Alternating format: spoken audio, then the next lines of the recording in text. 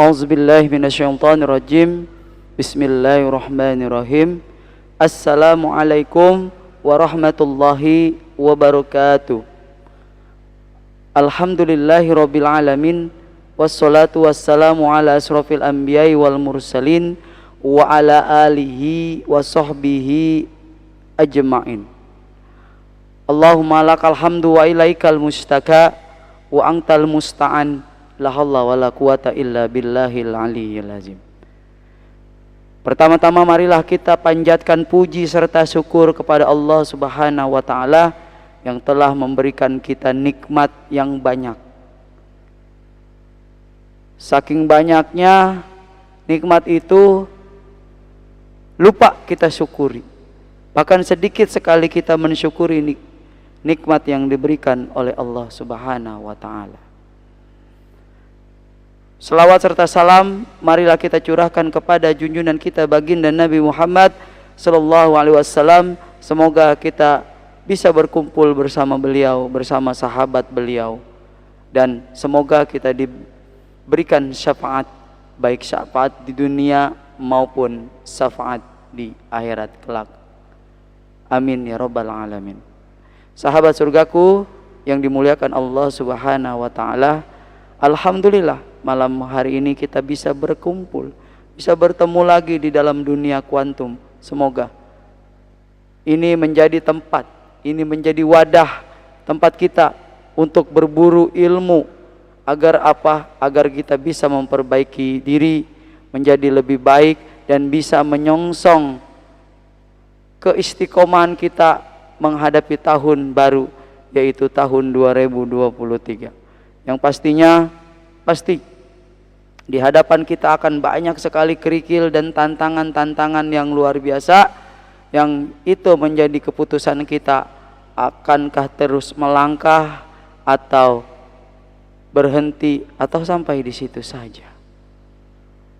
Mudah-mudahan kita berharap kepada Allah Subhanahu wa taala, kita bermunajat kepada Allah Subhanahu wa taala, kita memohon kepada Allah Subhanahu wa taala di tahun baru ini kita bisa terus meningkatkan spirit keimanan kita, bisa menata kembali keistiqomahan kita, dan bisa memperbaiki ibadah-ibadah kita yang tadinya biasa kini bisa menjadi luar biasa.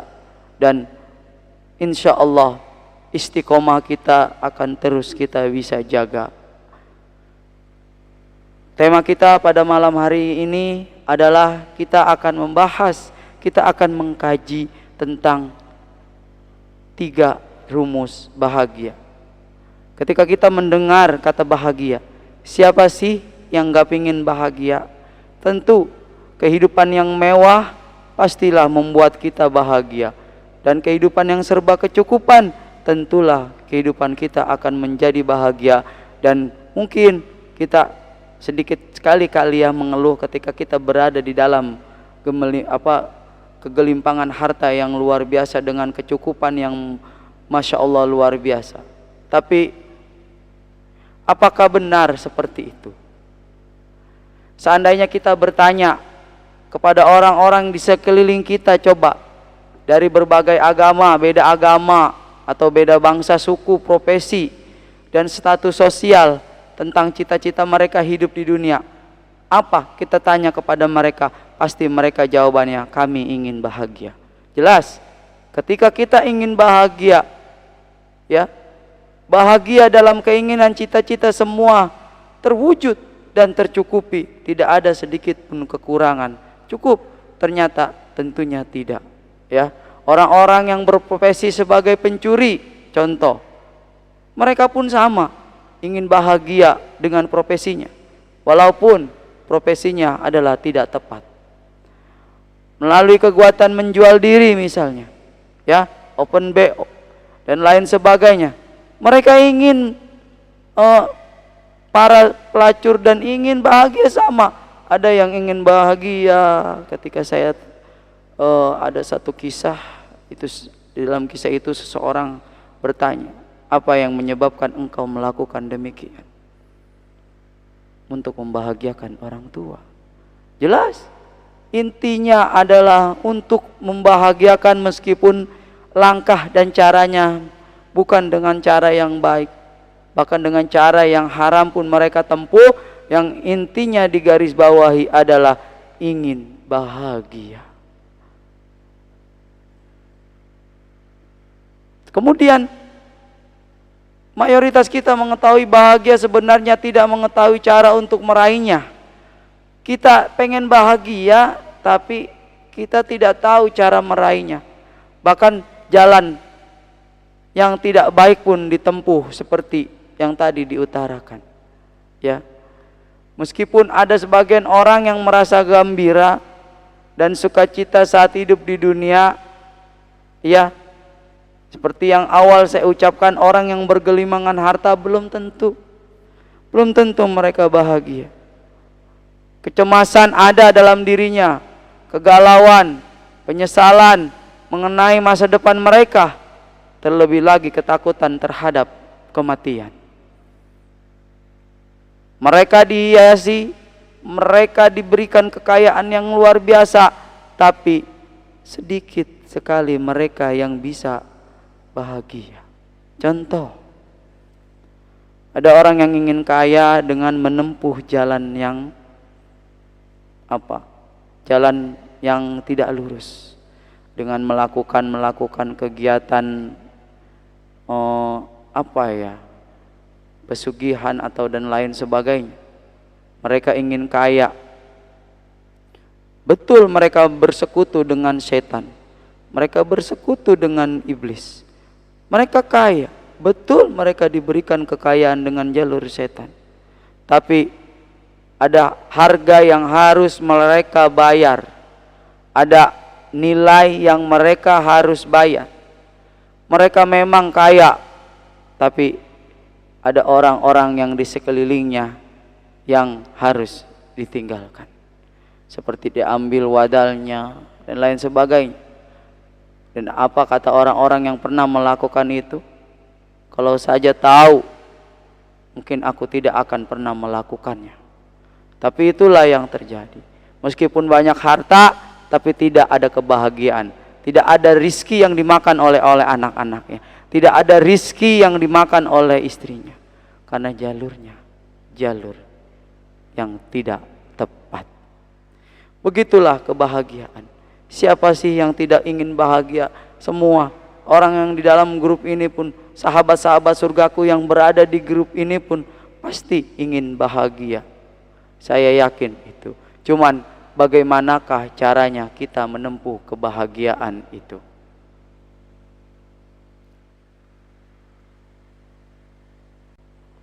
Tema malam hari ini adalah 3 rumus bahagia. Insya Allah nanti kita akan bahas apa saja sih untuk meraih kebahagiaan itu. Tanda kebahagiaan itu menurut Imam Ibnu Al-Qayyim mengatakan bahwa tanda kebahagiaan itu ada 3 hal. 3 hal tersebut adalah: 1. Bersyukur ketika mendapatkan nikmat. Yang kedua, bersabar ketika mendapatkan cobaan. Dan yang ketiga, bertaubat ketika melakukan kesalahan. Beliau mengatakan, sesungguhnya 3 hal ini merupakan tanda kebahagiaan seorang hamba dan tanda keberuntungannya di dunia dan di akhirat. Seorang hamba sama sekali tidak pernah bisa terlepas dari hal 3 tersebut. Betul apa yang dikatakan Imam Ibnu Al-Qayyim ini, yang pertama, yang kedua, dan ketiga. Memang kita tidak bisa terlepas dari ketiga ini. Yang pertama yaitu syukur.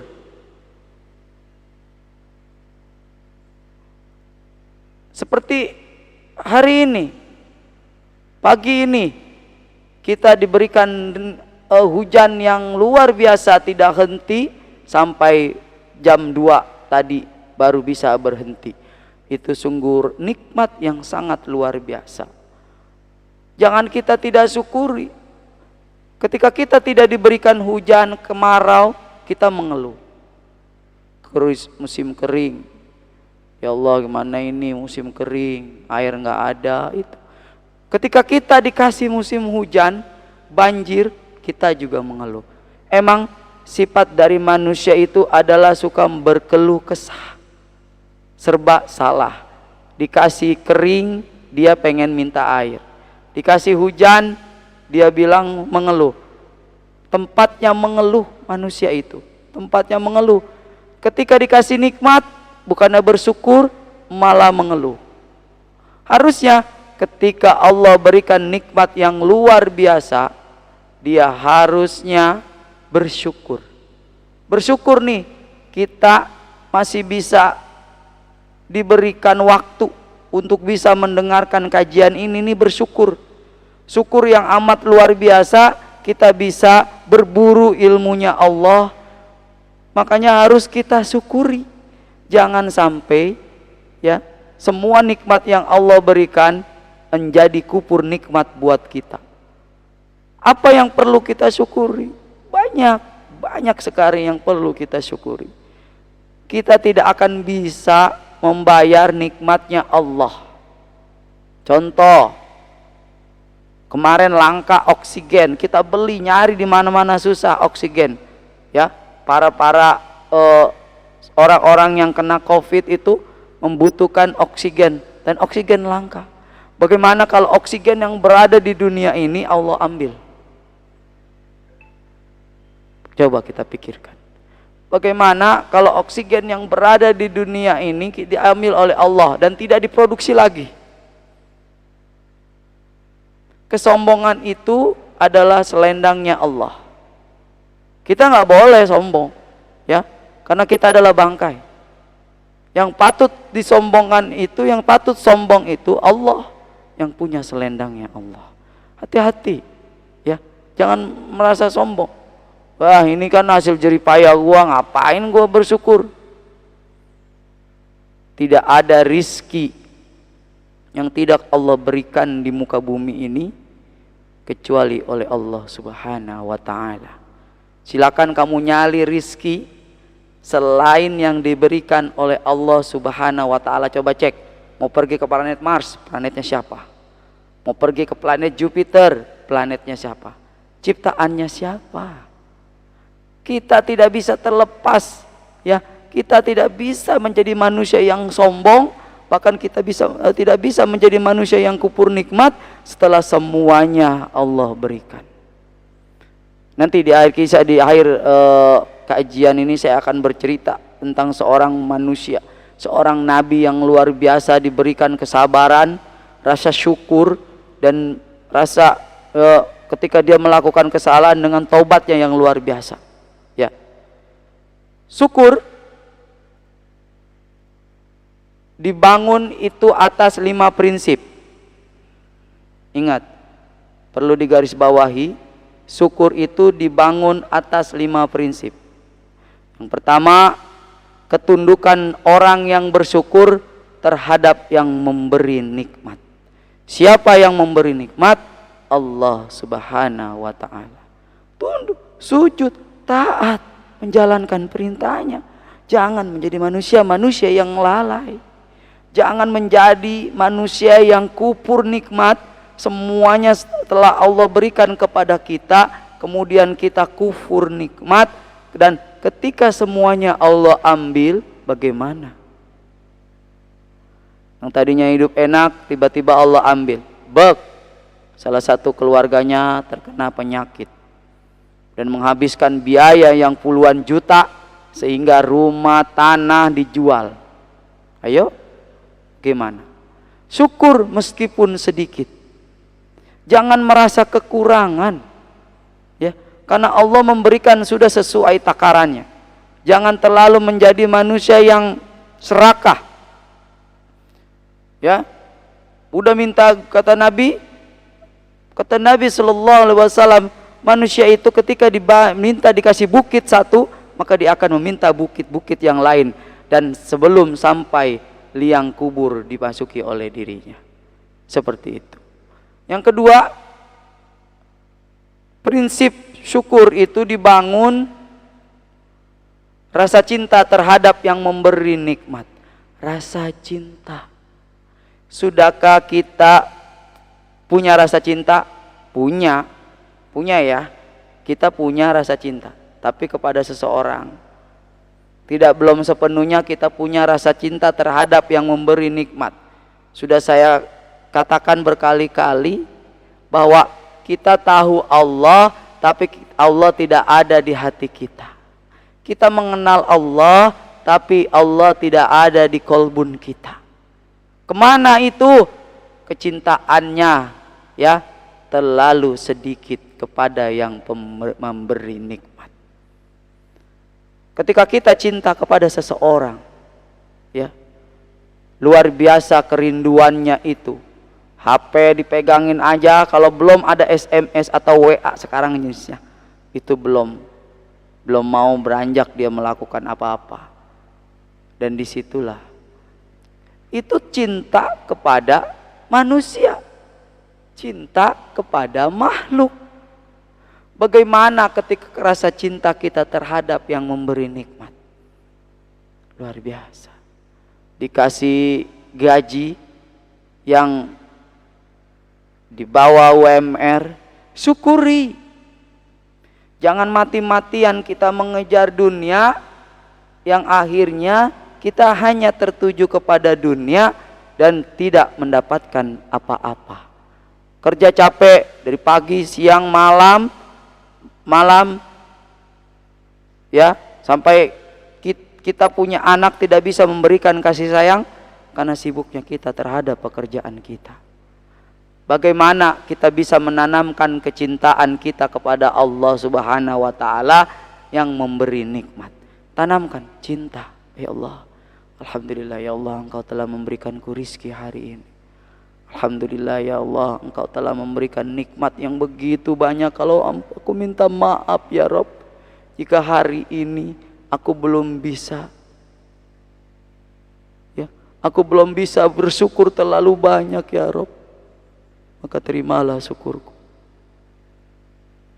Seperti itu.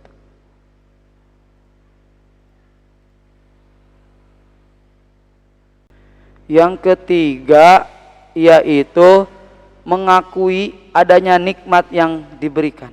Akui. Rizki apapun yang diberikan oleh Allah, akui. Jangan merasa sombong. Ya. Jangan merasa sombong kalau itu hasil kerja keras kita. Karena apa?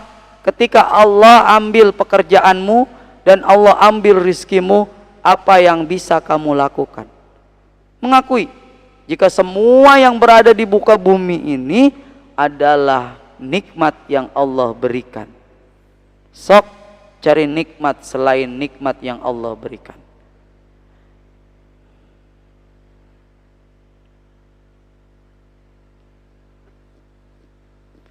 Yang keempat, memuji orang yang memberi nikmat. Alhamdulillah. Ya. Karena dari ini ada rezeki yang kami terima. Syukur. Intinya syukur.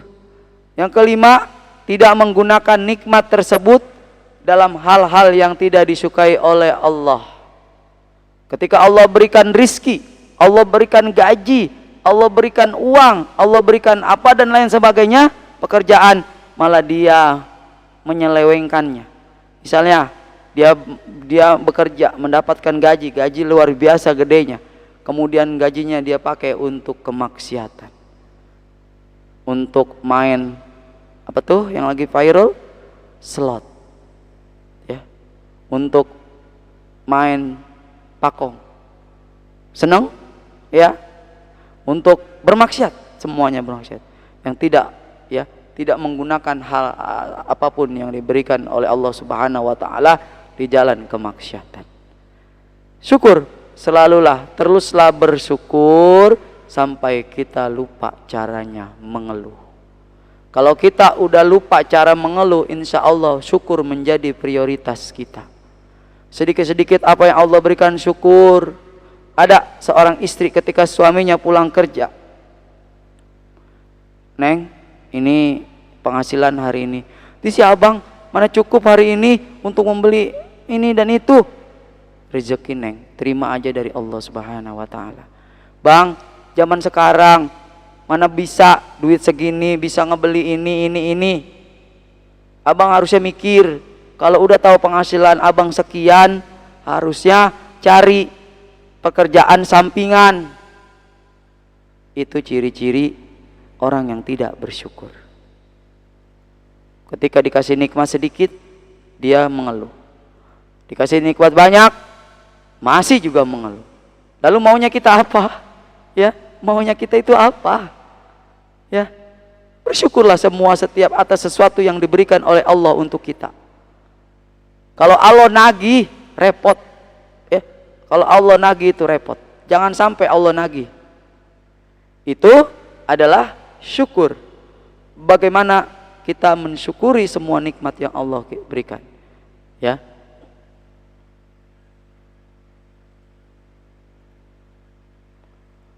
Yang kedua adalah sabar.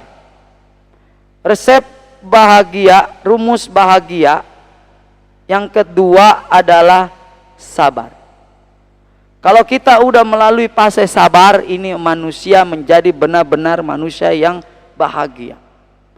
Dalam hidup ini, di samping ada nikmat yang harus kita syukuri tadi, ya, juga ada berbagai ujian dari Allah Subhanahu wa taala. Wajib kita bersabar ketika menghadapinya.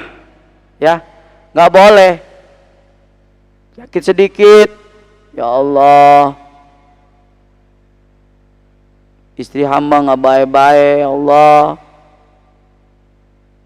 Cepat mengeluhnya, nggak sabar. Baru dia dikasih sakit sedemikian rupa, udah berobat ke dokter A, besok diurut, besok lagi. Jadi bersabar. Bersabar seperti nanti yang saya kisahkan ini terjadi pada nabi kita, bukan Nabi Muhammad, tapi nabi-nabi, yaitu Nabi Ayub. Ya, Nabi Ayub ini diuji oleh Allah yang sangat luar biasa. Ada 3 rukun sabar yang harus dipenuhi supaya kita bisa menjadi atau bisa disebut orang yang benar-benar sudah bersabar. Yang pertama, menahan hati untuk tidak merasa marah terhadap ketentuan Allah tadi. Ketika kita dikasih ujian, paradox of candy. Ya, paradox of candy dalam ilmu magnet rezeki. Ketika kita dikasih ujian, kita nggak boleh merasa marah atau Allah nggak adil, kenapa gini-gini dan gitu. Enggak, jangan seperti itu. Menahan hati untuk ikhlas menerima ketentuan Allah. Ini bisa dibilang orang yang sabar. Yang kedua, menahan lisan untuk tidak mengadu kepada makhluk. Terkadang kita ketika lagi diuji ngadu kepada makhluk. Bukan ngadu kepada Allah, tapi dia ngadu kepada makhluk yang tidak bisa memberikan solusi. Padahal ujian itu dari Allah dan solusinya pasti dari Allah. Makanya apa yang kita lakukan? Menahan lisan untuk tidak mengadu kepada makhluk. Atau di zaman sekarang, ya Allah, sembuhkanlah suami saya, update di status. Kenapa engkau berikan ujian seberat ini? Padahal Allah tidak memberikan ujian di luar batas kemampuannya. Cuman kitanya saja yang tidak mau bersabar. Ketika usahanya sedang hancuran, bahkan tidak bisa membangkitkannya kembali, mengeluh. Gara-gara dia tuh, usaha gue bangkrut, ditipu gue. Lu bisa bayangin gak tuh? Usaha gue lagi enak-enak ditipu. Puluhan juta gue ketipu oleh dia. Akhirnya sekarang gue gak nemuin tuh orang. Mengadu kepada makhluk. Siapa yang bisa memberikan solusi kecuali Allah? bukan di media sosial, mengadu kepada teman yang tidak ada solusinya, mengadu gelar sajadah blek, meminta mengangkat tangan, ya Allah, ampunilah dosaku dan jagalah lisanku, ya Rabb, ya. Dan sebagainya. Yang ketiga, menahan anggota tubuh untuk tidak melakukan hal-hal yang dibenarkan ketika terjadi musibah, seperti menampar pipi, merobek baju dan sebagainya. Hati-hati. Ketika dia diuji, ketika ini yang marah-marahan, bajunya ditarik, nabuk-nabuk, ini enggak adil, ini enggak adil, enggak adil. Wow, gugulingan, ya, dan sebagainya. Jangan seperti itu. Duduk bersabar, minta kepada Allah. Kisah ini terjadi kepada kisah Nabi Ayub. Nabi Ayub alaihissalam. Kisah ini terjadi kepada Nabi Allah kita, yaitu Nabi Ayub alaihissalam, dengan penuh kesabaran yang luar biasa. Ketika Nabi Ayub dalam hidup yang bergelimangan kekayaan, hidup yang serta kecukupan, nikmat yang diberikan Allah Subhanahu wa taala begitu banyak. Apa yang Allah berikan kepada Nabi Ayub? Satu, Allah memberikan Nabi Ayub kekayaan yang luar biasa berupa perkebunan yang luasnya dan nilainya hektaran, ribuan hektar. Itu yang pertama. Apakah Nabi Ayub mensyukuri karunia yang diberikan oleh Allah? Mensyukuri. Nabi Ayub mensyukuri semua karunia yang diberikan Allah, bahkan sebagian hartanya dia selalu sedekahkan kepada penduduk di sekitar. Itu yang pertama, nikmat yang Allah berikan kepada Nabi Ayub. Yang kedua, Allah memberikan Nabi Ayub anak, yaitu sebanyak 12 anak, dan semuanya laki-laki. Semuanya laki-laki. Allah berikan anak, ya, yang pandai dan cerdas, pokoknya penuh dengan kenikmatan. Dan itu pun nikmat yang Allah berikan kepada Nabi Ayub. Yang ketiga, Allah berikan Nabi Ayub istri yang setia,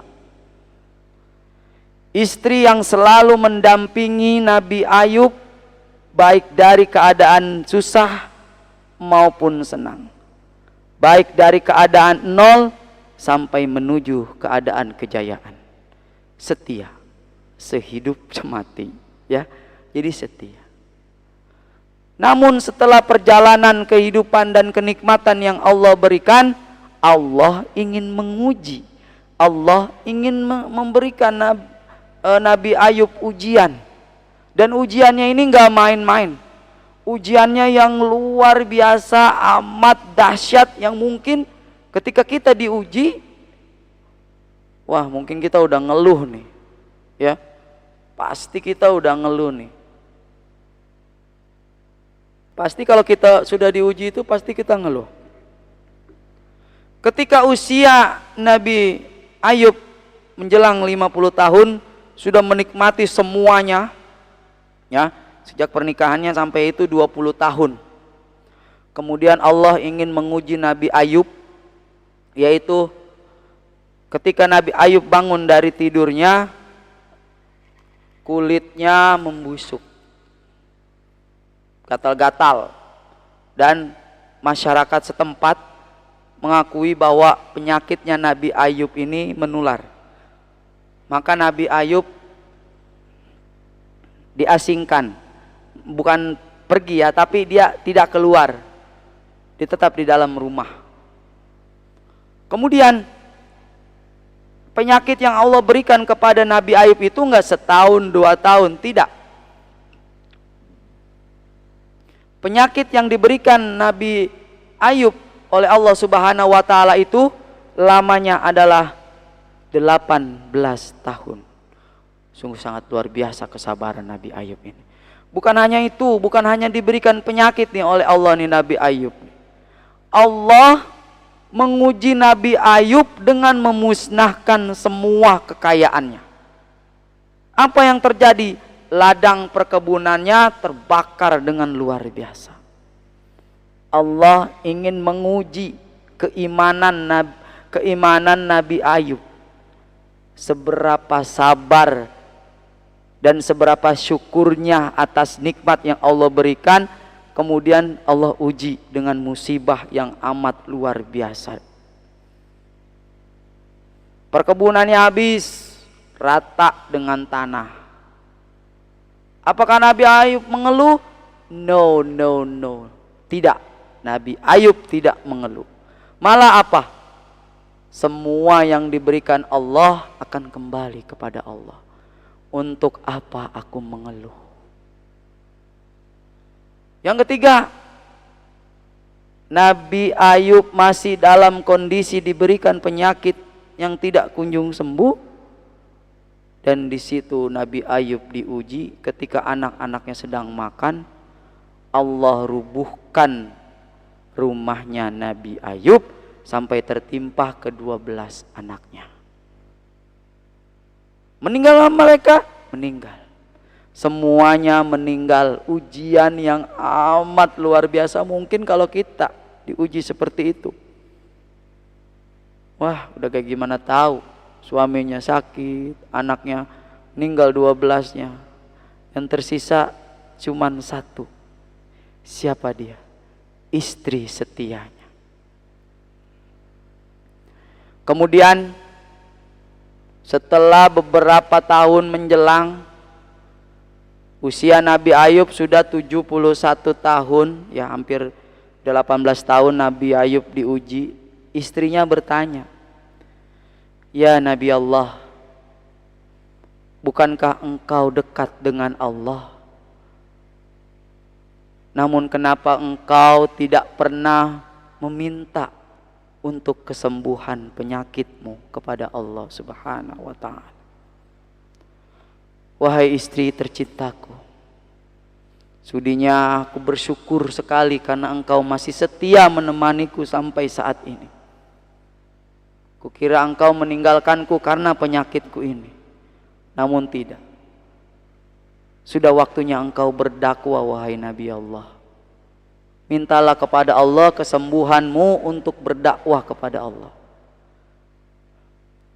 Wahai istriku, berapa tahun kita diuji seperti ini? 18 tahun ya Nabi Allah. Baru 18 tahun aku malu meminta kepada Allah. Aku malu meminta kesembuhan kepada Allah. Itu tidak sebanding kenikmatan yang Allah berikan kepada kita. Berapa tahun Allah memberikan nikmat kepada kita yang luar biasa. Kata Nabi Ayub tuh, 20 tahun ya Nabi Allah. 20 tahun Allah memberikan kita kenikmatan. Sedangkan ini Allah menguji kita 18 tahun. Kita sudah mengeluh. Aku malu kepada Allah untuk meminta kesembuhan. Dan kelang 20 tahun Nabi Ayub berdoa kepada Allah, meminta kesembuhan. Lalu selang beberapa hari dia bermimpi bahwa wahai Ayub, ketuklah kakimu di bawah tempat tidurmu, maka air keluar dari tempat tidur itu. Itu sebagian kisah, ada sebagian versi yang lainnya. Jadi Nabi Ayub mengetuk kakinya di atas tempat tidur, lalu keluarlah air. Apa kata Nabi? Apa kata Allah? Mandilah dengan air itu. Dan apa yang terjadi? Nabi Allah Ayub sembuh dari penyakitnya. Yang tadinya ini malah Allah ganti kesembuhannya 2 kali lipat lebih segar dari sebelumnya. Bukan hanya itu yang Allah perbaiki. atas ketakwaan dan kesabaran Nabi Ayub dalam menghadapi ujian. Dia juga, ya, Nabi Ayub juga diberikan bisnis yang mengembalikan perkebunannya. Jadi ketika Nabi Ayub udah sembuh nih, dia ini disuruh Allah Subhanahu wa taala mengatakan bahwa dia sudah sembuh dari penyakitnya di masyarakat banyak. Dan apa yang terjadi? Masyarakat berbondong-bondong memberikan hadiah, sehingga hadiahnya itu, kalau kita puluhan juta ya, dibelikan lagi lahan perkebunan, dan di perkebunan dan ditanamin kembali, dan hasilnya luar biasa, 2 kali lipat dari perkebunan yang dia miliki waktu itu. Dan apalagi yang dia berikan, apalagi buah kesabaran yang diberikan oleh Allah atas kesabaran Nabi Ayub. Setiap tahun istrinya itu selalu melahirkan anaknya, hingga jumlah anaknya menjadi 24. Luar biasa, Masya Allah. Kisah ini bisa kita ambil pelajarannya, dan kita bisa merenung diri bahwa kesabaran yang dimiliki oleh Nabi Ayub ini luar biasa. Semoga kisah Nabi Ayub ini menjadi bahan renungan untuk kita, betapa manusia yang paling sabar adalah Nabi Ayub alaihissalam. Bisakah kita sesabar Nabi Ayub alaihissalam ketika diberikan ujian oleh Allah? Baru saja kita ditimpa musibah, bisnis kita ditipu orang, kita udah mengeluh, mengadu sama Allah. Ya Allah, bisnis saya ditipu sama orang, ya Rob, ya kembalikan lain sebagainya. Ini seperti itu kita. Baru saja kita mendapatkan musibah, mengeluh, ya, tidak bersabar. Ditimpa musibah, update status, Allah lagi nguji, semoga badai pasti berlalu. Seperti itu. Harusnya malu, harusnya malu. Kita diberikan nikmat begitu banyak, tapi ketika kita diuji, sedikit sekali kita mau bersabar.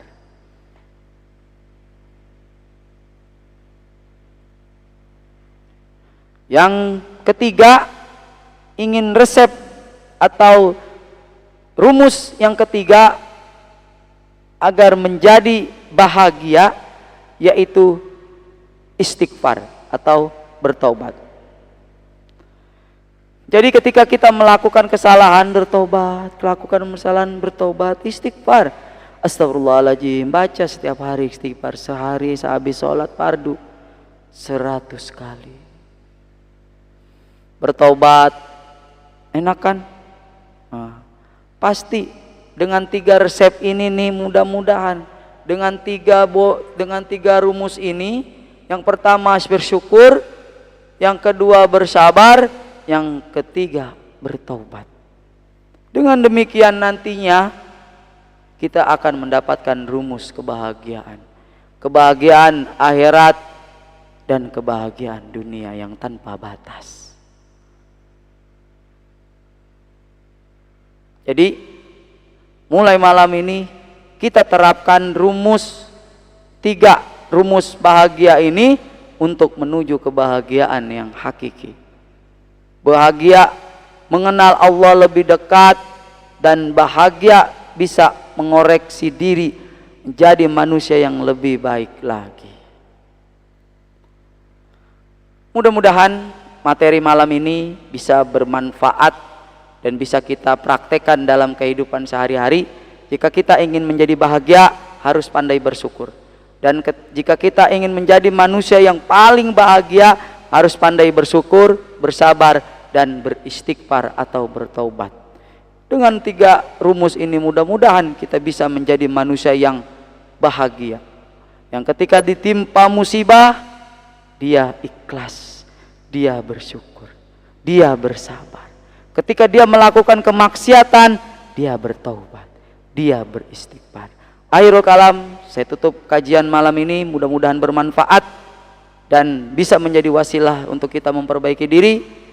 Wassalamualaikum warahmatullahi wabarakatuh.